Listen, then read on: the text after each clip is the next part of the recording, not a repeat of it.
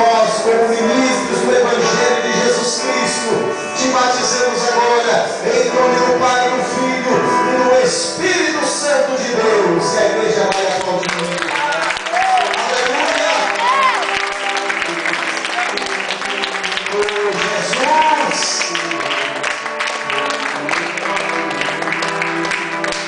Quão profundas riquezas!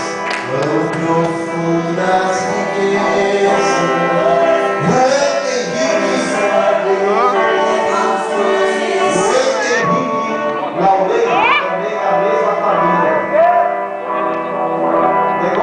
Eu e a minha casa serviremos ao Senhor, todos a família, para a glória de Deus.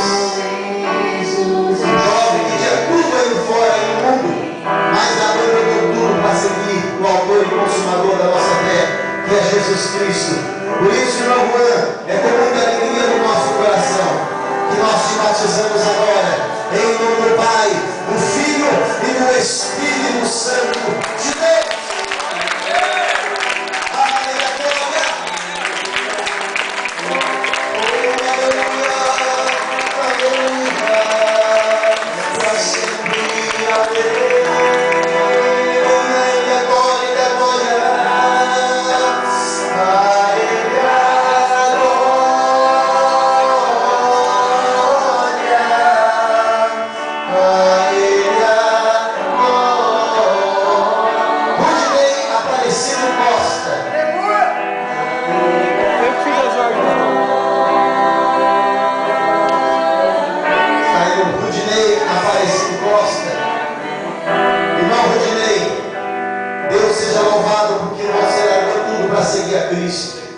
E é com muita alegria no nosso coração que nós, como ministros do Evangelho de Jesus Cristo, te sepultamos para o mundo agora, para que você venha conhecer uma nova vida em Cristo.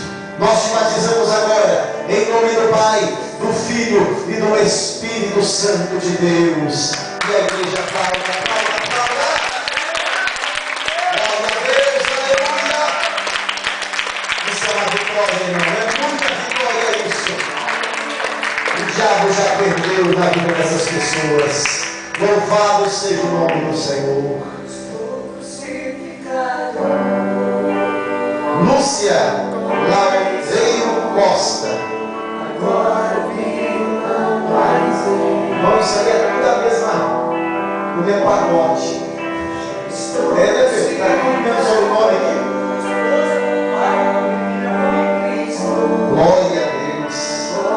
Lúcia Laureiro Costa. É com muita alegria no nosso coração e como ministros do Evangelho de Jesus Cristo, nós te sepultamos para o mundo agora, em nome do Pai, do Filho e do Espírito Santo de Deus. Aleluia, aleluia,